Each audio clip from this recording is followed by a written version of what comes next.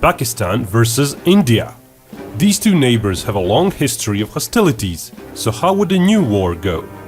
Air forces would get scrambled quickly by both sides, as well as what limited precision strike cruise missiles they both have.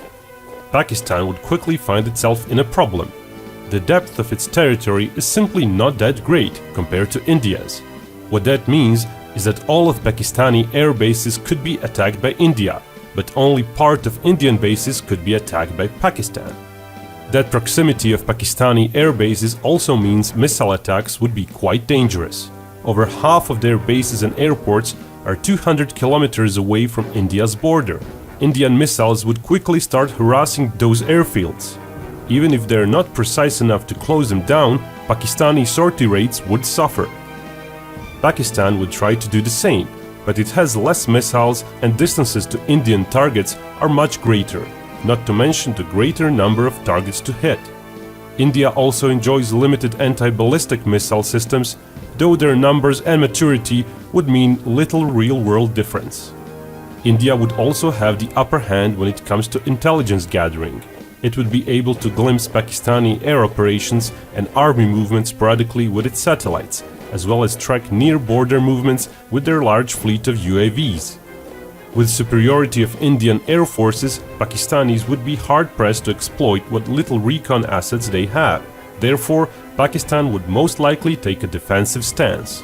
It does have a rough parity when it comes to aerial early warning and A-link platforms, which would help it organize its defenses and intercept the incursions in a timely fashion.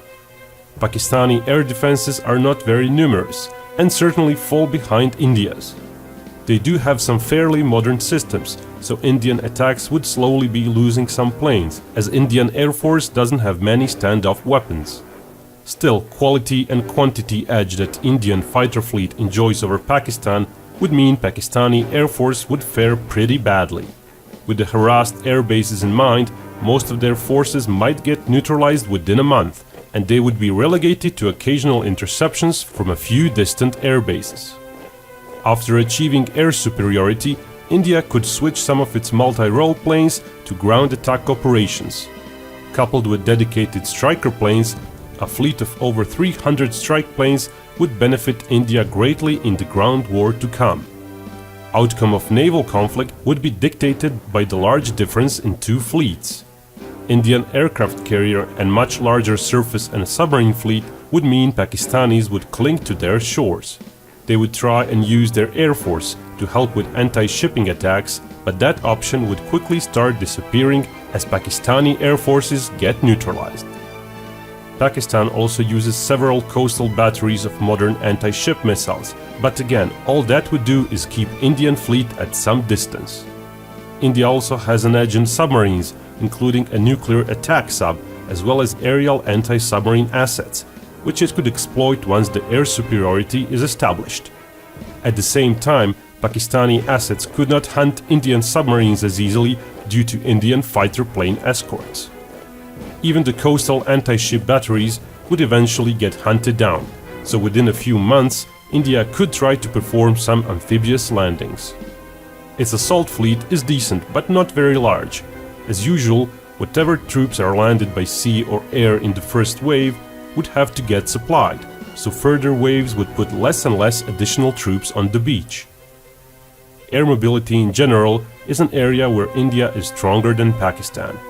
While Pakistan could use its fleet to move some of its troops around on the side of the front line, India could perform incursions over the front line or help the amphibious assault.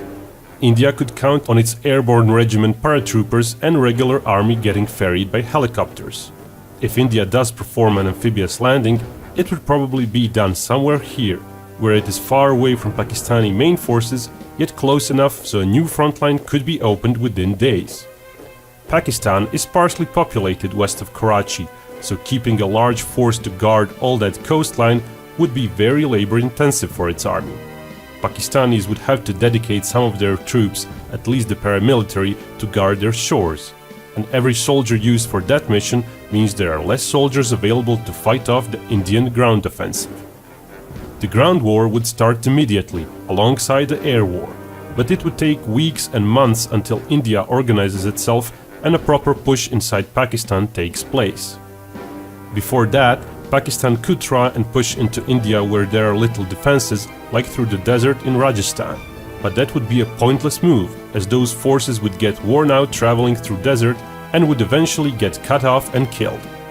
The desert does cut both ways, so Pakistan would enjoy quite a bit of protection there. The vast lakes, wetlands and mudflats to the south of the desert would be even harder to cross for a large motorized formation. And if India manages that, a push towards Karachi would be met by Indus River Delta area with countless little channels. Indian offensive there would have to suffer huge casualties. Easiest approach for India would be through the flat Punjab region. That area might see some of the biggest tank battles since World War II.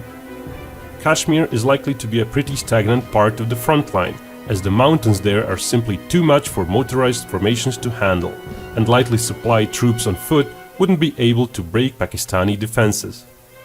Pakistan will have to tie a large part of its forces there, as its capital Islamabad is quite close.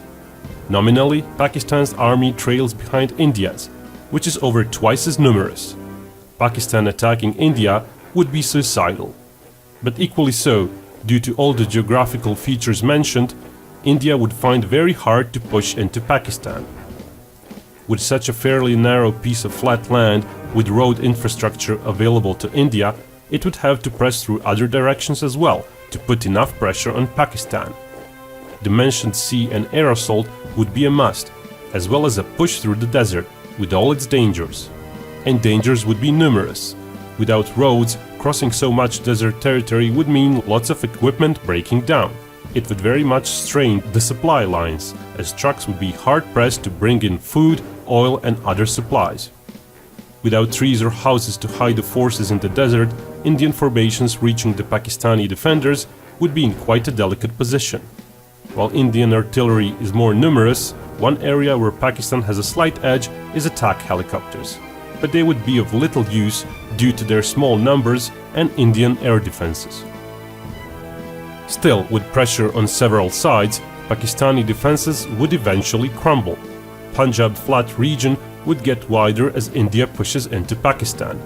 Since Pakistan's border region is very densely populated, that push would be extremely slow and costly for India. But on the other hand, India has many more resources and a larger population pool.